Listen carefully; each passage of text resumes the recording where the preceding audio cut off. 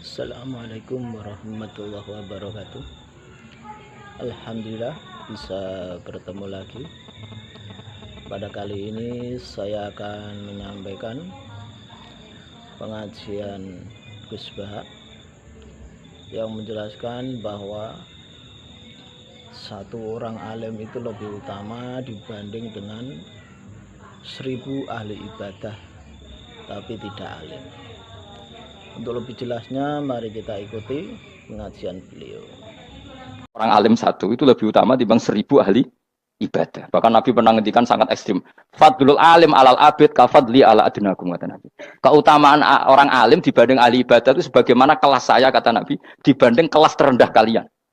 Padahal Nabi dengan Abu Bakar saja jaraknya sangat jauh. Itu kata Nabi, fadlul alim alal abid kafadli ala adnakum. Keutamaan orang alim dibanding orang abid sebagaimana keutamaan saya dibanding sahabat paling rendah.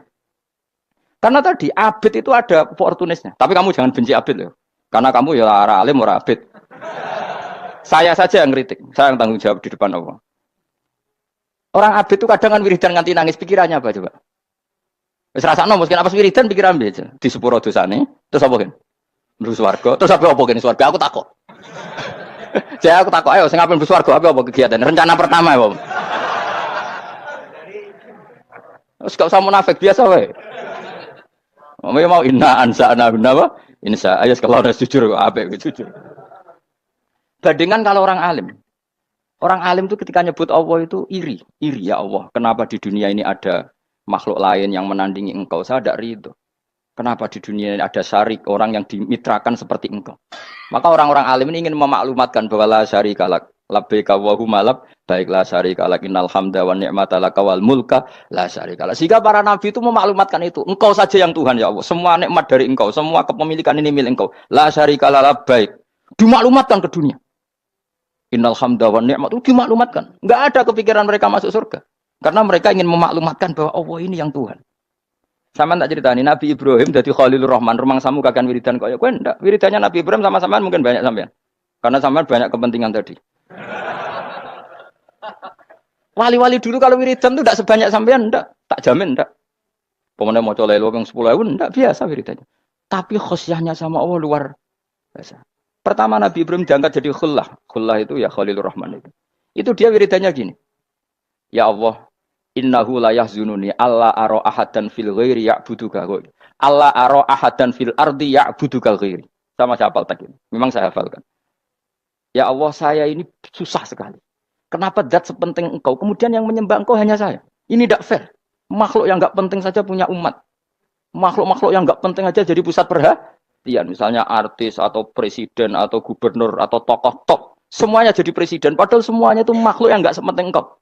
Ini zat yang sepenting engkau, kemudian yang tahu kalau engkau penting hanya saya, ini tidak fair. Nangis dan nangis. Ini tidak fair. Innahu la yahzununi alla ara ahadan fil ardi ya'buduka ghairi. Saya ini susah Gusti, susahnya. Zat sepenting engkau, kemudian yang tahu kalau engkau penting itu hanya saya. Wah, ini tidak fair. Loh, coba kalau orang mencintai sesuatu kan gitu. Misalnya kita bojo ayu, kemudian wong liya kabeh darane elek, mangkel ora? Mangkel enggak? Kamu beli Alphard. Kamu kira itu mobil mewah. Kemudian orang nyejajarkan podo mbek Kerry, mangkel enggak?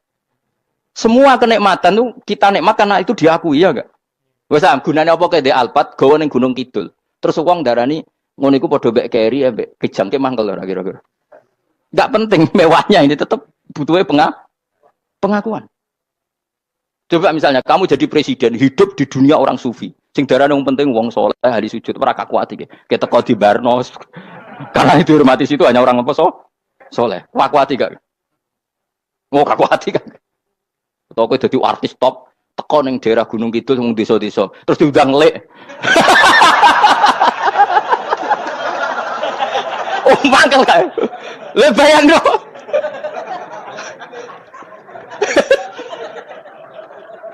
Oh, kamu menteri top, menteri BUMN, barang dolan itu iso diundang lek. Mados walang lek ngono. Oh, mangkel. Karena orang keren itu butuh pengakuan apa? Wes misalnya di bojo ayu terus wong liya kabeh darane elek mangkel gak? Sebetulnya orang merasa nikmat itu karena pengakuan. Bayangkan andaikan orang itu melihat Alphard itu tidak wow. Orang punya Alphard gagah enggak? Oh, enggak gagah kalau orang lain enggak bilang apa? Oh. Ya mau misalnya di goning desa terus Ana wong desa nganggep kok model tepak terus saya mau badhe numpang wedhus kula angsal Pak. Kagak ati. Habis kan. Makanya branded itu harus dimaklumatkan. Nah itu bayangkan Nabi Ibrahim. Zaman itu ada Raja Namrud yang dipuja-puja, ada orang kaya dipuja-puja. Kemudian engkau yang Tuhan, pemilik langit bumi, enggak ada yang muja-muja engkau. Ini enggak fair ya Allah. Nangis. Orang kok eling pangeran sak jam, swarga Gusti. Dasar gak bakat wali. Terus saya itu pernah kangen Nabi Ibrahim itu sampai nangis. Dan itu saya tidak berdoa. Semua yang terkait Nabi Ibrahim itu saya baca. Mulai surat Quran, tafsir tentang Ibrahim. Dan sampai saya di Kudiro, di Tadbir Allah pernah ziarah ke makamnya Nabi Ibrahim. Itu saya hampir gak pernah doa. Saya isek. Ya karena tadi. Ketika Nabi Ibrahim nangis-nangis gitu, ya Allah ini tidak fair. Engkau zat terpenting di alam raya ini. Kemudian gak ada yang menuhankan engkau. Gak ada yang merhatikan sama ini tidak fair. Susah sekali. Karena yang tahu engkau Tuhan itu saya tok. Masyhur itu sama Allah. Karena Ibrahim nangis-nangis itu terus sama Allah diterbangkan ke langit. Itu disebut wakadzalika nuri Ibrahim malakutas sama. Di langit ada jutaan malaikat sujud, jutaan malaikat rukuk, jutaan malaikat baca tasbih. Nabi Ibrahim oke Gusti kalau gini ya benar ini baru benar kata. Makanya terus Allah dengan keangkuhannya karena Allah punya sifat angkuh dan itu sah walahul kibriya kan sifat angkuh baik untuk Allah tapi tidak baik untuk makhluknya dan Allah dengan sifatnya walahul kibriya. Kata Allah, kalau nasihati para nabinya, kamu tidak usah susah. Jika di bumi jarang orang nyembah saya. Innalladzina 'inda rabbika yusabbihuna lahu bil-laili wan nahar wa hum la yasamun. Kamu tenang saja. Orang yang di sana di langit-langit itu maksudnya para malaikat itu bertasbih siang dan malam. Wa hum la yasamun dan mereka tidak berhenti-henti, tidak bosan-bosannya bertasbih. Jadi nabi itu baru terhibur kalau yang diidolakan itu keren. Itu nabi, itu wali kutub, itu wali. Kamu enggak. Nyebut Allah itu sebenarnya kamu kan nggak ingin kan bangun malam ingat Allah berhubung utamu akeh terus Allah mbok libatno mbok nyaur kan sebenarnya itu kamu ingin jadi bupati sebenarnya kamu nggak kangen Allah kamu ingin jadi bupati terus Allah mbok jak koalisi kan gitu terus malam-malam Allah ya Allah ini hambamu ya Allah minta ini sebenarnya kamu kangen Allah apa kangen keinginan kamu terlalu menyindir banyak orang ya maksudnya ini cerita saja. Ya sudah ini kayaknya kok banyak yang tersindir tapi ini kan ngaji, yang ngaji itu harus naik kelas. Ya sudah tidak usah diteruskin kok banyak yang tersinggung ya sudah tidak usah diterusin. Walau akhidu mau mengalap sapa Allah anasa yang manusa bima kan perkara kasabu kang nglakoni sapa anas. Minal ma'asi sing pira-pira maksiat. Mataroka. Mongko ora ninggal sapa wa ta'ala dzuriya ing atase ndhuwure artayil ardi minda batin saking kewan apa wae. Nasama tegese kewan tadubu kang melata pun sama alih ing atase arat. Kalau saja Allah ingin merusak manusia karena dosa-dosanya, pasti tidak disisakan beberapa sesuatu yang jadi kebutuhan manusia, termasuk dabam, enggak ada hewan, enggak ada tanaman, enggak ada apa saja di bumi, karena Allah ingin mengadab manusia. Tapi nyatanya di balik mereka maksiat, tetap fasilitas kepentingan manusia ada, karena sifat ghafurnya Allah, sifat rahmannya Allah. Walakin yu akhiru tetapi ini ngakhirna sapa wa hum wong akeh ila ajalin temeka maring batas musamman kang wis ditentono. Yaumil kiamat tegese dina kiamat. Fa idza jaa mongko nalikane teka apa ajalum ajale wong akeh fa inna wa mongko satuna wa taala iku kana ana sapa wa bi ibadihi kan kawulan wa basiran dat sing mirsani. Fa ijazi mongko males sapa wa ing wong akeh ala amali ing atase wong ngamale wong akeh. Carane ngemales Allah tentu profesional atau prosedural bi isabatil mukminin kelawan ganjar wong mukmin wa iqabil kafirin lan nyiksa wong kafir. Ya jadi Quran itu gunanya ya membuat logika yang benar supaya orang itu menghindari kesalahan. Jadi menakut-nakuti itu kalau nggak harus tentang neraka, takut dari kesalahan, takut dari kebodohan. Kan kita juga takut kan punya pemimpin yang salah, takut punya kasus, takut kepleset. Ketakutan tidak harus dari neraka. Makanya saya berkali-kali bilang, saya sering dulu dinasihati Mbah Mun, enak ben alim, ojo sering maca tafsir, mari goblok dari Mbah Mun. Maksudnya mari goblok itu gini, mufassir itu manusia, kadang dia itu satu ayat umum, dia mendiktekan ke satu kasus, padahal kasusnya lebih umum. Makanya berkali-kali sama nani umpama ini, contohnya ini, karena nanti itu mengikat. Misalnya gini ya, saya ulang lagi ya, ben gayamu kayak wong alim. Coba andekan kapasitas Anda itu RT, minta jadi presiden, itu ngelama apa doa? Tidak jawab saja. Ngelama. Jatah kamu untuk azab, kok jaluk Lailatul Qadar, ngelama apa Anda? Mestinya jalukmu orang untuk azab, itu bagus. Paham ya? Banyak ulama diajak istisqa gak mau. Banyak itu ulama. Ayo istisqa kita karena sudah lama gak hujan. Kata ulama tadi, jatah kita ini kena hujan batu dari langit. Gak hujan batu sudah bagus, gak usah minta. Ulama macam-macam. Lah rai-rai ngene iki pantes untuk Lailatul Qadar untuk azab aja jawab. Orang tuh adab wis bagus. Yo dadi dongane ya Allah, ampun jenengan siksa la tu akhidna. La tu akhidna maknane njuk Lailatul Qadar apa ora disiksa? Ya makam kita itu masih Robbana la tu akhidna. Iku supaya gak disiksa innasina waktuna kalau kita salah. Kowe kan gak kalau. Wah sudah salah. Jadi donga innasina waktuna sange apikane pangeran wae ditambahin. Kalau kita salah. Kalau kita kan sudah ada kalau lagi sudah. Sudah jelas salah berkali-kali lagi. Mbok wong diisin. Njulak jaluk Lailatul Qadar gak diisin. Tapi oleh wong pangeran apian. Pangeran kan tapi misalnya pangeran ora aku luwe apian timbang aku. Jadi sowe disahno permintaan. Tapi gak dikabulno. Mau disahno tapi ora usah apa? Disahno iku iman jalin jan wong goblok piye meneh macam-macam. Makanya doa paling fair itu ya Rabbana dzalamna anfusana wa lam taghfir lana wa tarhamna lanakunanna. Makom kita itu di sepuro pangeran. Sing bener donga wong traweh-traweh lho ning Tuban ning Jogja wis bener apa innaka afuwun karim tuhibbul afwa fa'fu anna. Ora ana guru-guru kita donga ya Allah anilna lailatul qadar ya Allah ka ora sarahku kiye kita ora ana ngajarno ngono ya Allah innaka afuwun karim tuhibbul afwa fa'fu anna. Jenengan kandat sing kathah nyepurane lan seneng nyepuro impun jenengan sepuro. Iku wis bagus sudah bagus. Ndelok lailatul qadar gresuk ndelok srengenge. Terus ndelok angin. Angin daerah Gunung Kidul banter terus ana-ana.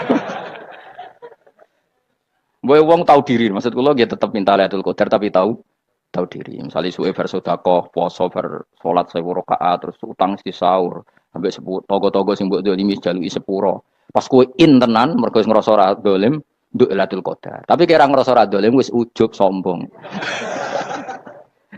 Wong sombong ya ora berhak meraih. Lah terus piye Gus? Ora piye biasa wae, pokok biasa wae.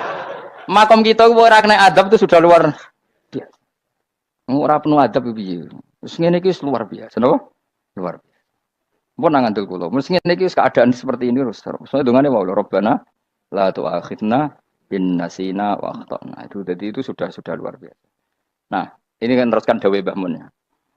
Misalnya Allah bilang gini, fattaku, maka takutlah kamu. Biasanya mufasir ditambahi minan nar, maka takutlah kamu masuk. Sebetulnya yang perlu dihindari dari kita takut itu ya, takut salah, takut bodoh. Takut terdolimi, takut mendolimi orang lain, takut hidup tidak ada gunanya.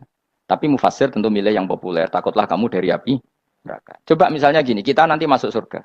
Kemudian zaman di dunia kita tidak pernah berkampanye ya atau berkontribusi untuk agama Allah. Cara saya itu izin. Kata Imam Malik, saya masuk surga. Kemudian orang yang mencintai saya masuk surga itu saya malu. Rasulullah juga gitu. Saya sebagai pemimpin umat, saya malu masuk surga. Dan satu dari umat saya masih masuk neraka. Jadi ulama dulu tuh ketakutannya bukan sekedar masuk neraka, takut malu, takut bodoh, takut keliru, takut. Saya misalnya nanti masuk surga itu malu, dengan saya tidak pernah ngajar tafsir Jalalain. Malu saya. Karena katanya Allah, hak kenapa pun swarga? Terus di bonus swarga. Tapi kalau pernah baca tafsir Jalalain kan anak keren nih. Keren artinya saya pernah mengkampanyakan Quran, pernah mengkhidmati Quran, pernah ngitmai kitab engkau ya Allah. Saya pernah ngitmai umatnya Rasulullah yaitu sampean kabeh. Pernah mulang, pernah sowan. Saat tiap bulan sowan jenengan gak sopan tapi. Mulane kira usah bales sowan rono malah ganggu aneh-aneh. Kadang santri yo pidol, wis diulang cek sowan. Orang tuh kiai kalau sudah di rumah tuh milik keluarga biar fair. Bermulang cek assalamualaikum. Terus kiai ini kagok keluargane ku kapan? Boyo mikir bocah ora karo-karuan. Jadi seneng yo di ilmoni, napa seneng yo di ilmoni. Saya ulang lagi ya. Nah, kata yang ditafsir itu sering tidak mengikat. Makanya kata Mbah Mun, baca tafsir itu dikurangi. Maksudnya dikurangi itu bukan apa-apa. Maksudnya tadi kalimat yang ditafsir itu tidak mengikat. Yang mengikat itu yang kalimat di Quran. Nah, kalimat Quran itu umum, napa? Misalnya gini, Allah kalau gini. Ikdilu, kamu harus berbuat adil. Lalu adil itu misalnya mufasir menafsiri. Adil itu menyamakan di antara dua orang konflik. Misalnya di MK 01 dan 02 dianggap sama, itu namanya adil. Itu kan dawai mufasir. Atau misalnya gini, Allah bilang gini ke saya, hak kan ada di kiai sing adil. Terus adil ditafsiri orang, adil itu menyamakan sesama murid, haknya sama. Nah, tapi bisa saja adil itu di luar itu semua. Misalnya gini, ternyata adil menurut Allah gini, adil maknanya seimbang, apa? Adil itu maknanya apa? Seimbang. Lalu keseimbangan seorang hamba adalah dia ingat Allah lebih banyak. Karena ini bandul yang benar-benar nyata. Allah itu nikmatnya nyata. Sehingga ketika saya sebagai orang alim, ingat saya alim itu karena Allah. Dikasih ilmu Allah, dikasih cerdas Allah. Dikasih semuanya dari Allah. Sehingga saya itu tidak merasa kumuh luhur pada kalian. Karena semua ini dari Allah. Kemudian Allah sendiri yang memerintahkan, ya, kamu harus mengajar. Maka saya ada Arab-Arab salam template sampeyan, penghormatan sampeyan, apresiasi sampeyan karena saya hubungannya hanya dengan Allah Subhanahu wa Ta'ala. Itu namanya adil, meletakkan sesuatu proporsional. Itu juga adil namanya. Makanya seseorang itu nggak bisa dikatakan abid selagi belum tahu kalau ibadahnya minallah. Jadi misalnya ke ibadah tok, ternyata kamu yakin itu ibadah kamu, amal kamu itu belum abid.